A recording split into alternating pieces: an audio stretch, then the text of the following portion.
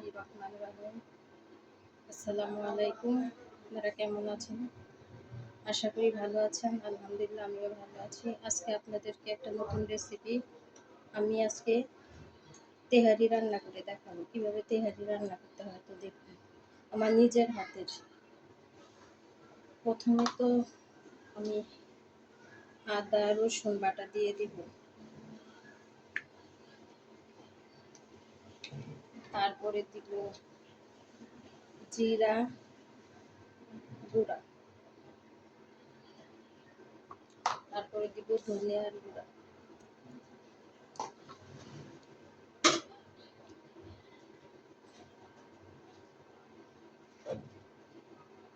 দিব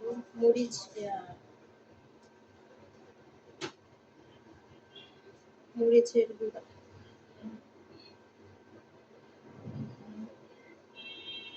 এখন দিব লবণ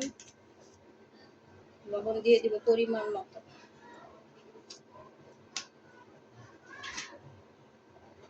এখন দারচিনি, এলাচ, তেজপাতা দিয়ে দিব। 3টা তেজপাতা দিয়ে দিলাম, তারপরে এলাচ দিয়ে দিলাম, পেঁয়াজ আর রসুন দিয়ে দিলাম। এখন আমি পেঁয়াজের পেস্টটা ভেজে রেখেছিলাম ওটি দিয়ে দিলাম।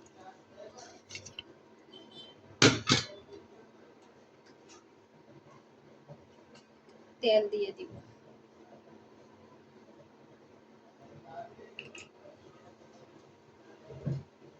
এখন এটা আমি ভালোভাবে মাখাবো। ভালোভাবে মাখায় এটা আমি রেখে দিব 40 মিনিট।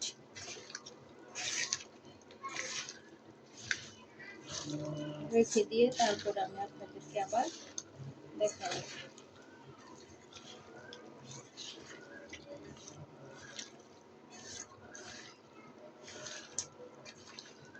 তো আপনারা ভিডিওটা দেখতে থাকুন। এটা 40 মিনিট রেখে দিব মাখিয়ে।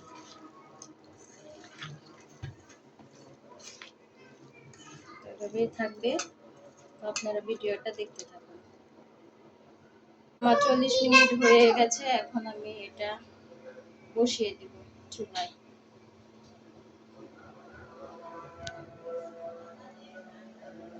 চুলায় বসিয়ে দিলাম। এখন এটা ভালোভাবে কষিয়ে নিব। তো আপনারা সাথেই থাকুন, আমার ভিডিওটা দেখতে থাকুন। তো তেহারির জন্য গরুর গোশত কষানো হচ্ছে। গোশতগুলো ছোট ছোট করে নিয়েছি, কারণ তেহারির জন্য গোশত ছোট ছোটই করা হয়। ভালোভাবে কষিয়ে নিব। আপনারা দেখতে থাকুন আমার ভিডিওটা।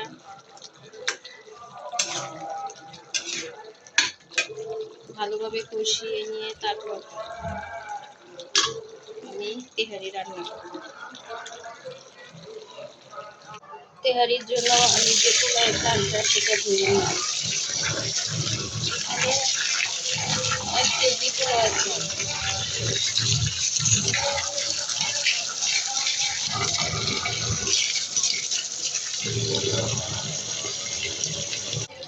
আমার চাল ধোয়া শেষ। এখন চালের পানিটা যাতে ভালোভাবে ঝরে যায় সেই জন্য আমি রেখে দিলাম।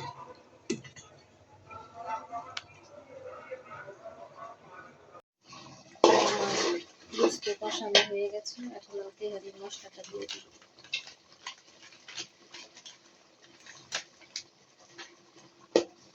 মশলা দিয়ে নাড়াচাড়া করতে হবে।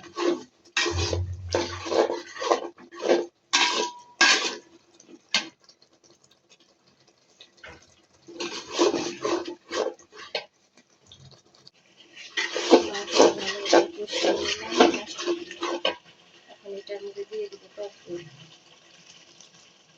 আমার হাতে বানানো টক দই দিয়ে দিব।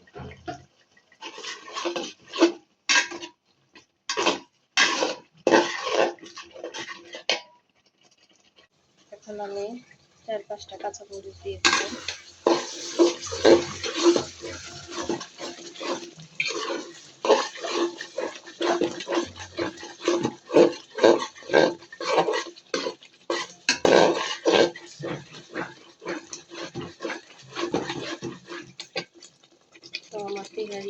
গোস্তের কষানো।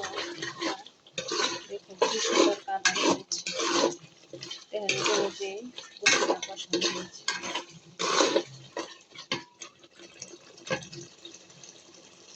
আমি তুলা চালগুলো দিয়ে দিব।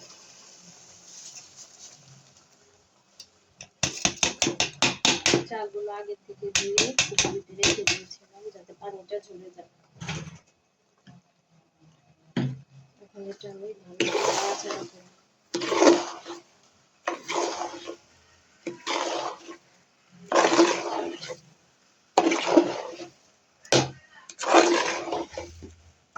আমার ভিডিওটা দেখতে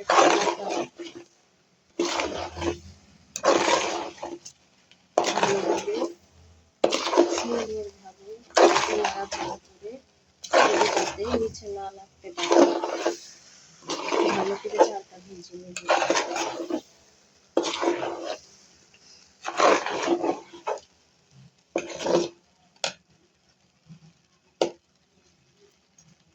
তো আমার চালটা ভাজা হয়ে গেছে। এখন আমি আগে থেকে পানি ফুটিয়ে রেখেছিলাম, ওই পানিটা আমি দিয়ে দেবো। এখন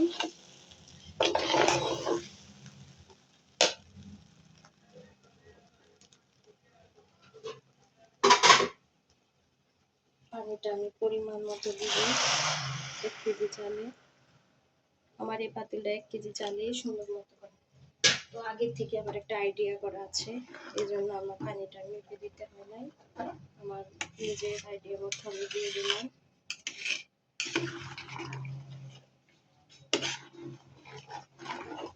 তো এখন আমি ঢাকনা ঢেকে দিলাম। ভিডিও দেখতে থাকুন, সাথেই থাকুন। তো আমার বিরিয়ানি রান্না করা প্রায় শেষ। এখন আমি এটা ঢেকে চুলাটা একদম কমিয়ে দিব। তো আমার ভিডিও দেখতে থাকুন, আপনাদের কেমন লেগেছে আপনারা কমেন্ট করে জানাবেন। আর ভিডিওটা যদি ভালো লাগে তাহলে অবশ্যই একটা লাইক করে দিবেন। তো যে যেখান থেকে ভিডিওটা দেখছেন সবাইকে আন্তরিকভাবে শুভেচ্ছা রইল, আর আপনাদের সবার দাওয়াত রইল বিরিয়ানি এসে খেয়ে যাবে। তো আজকে এই পর্যন্তই। তো ভালো থাকবেন। আল্লাহ হাফিজ।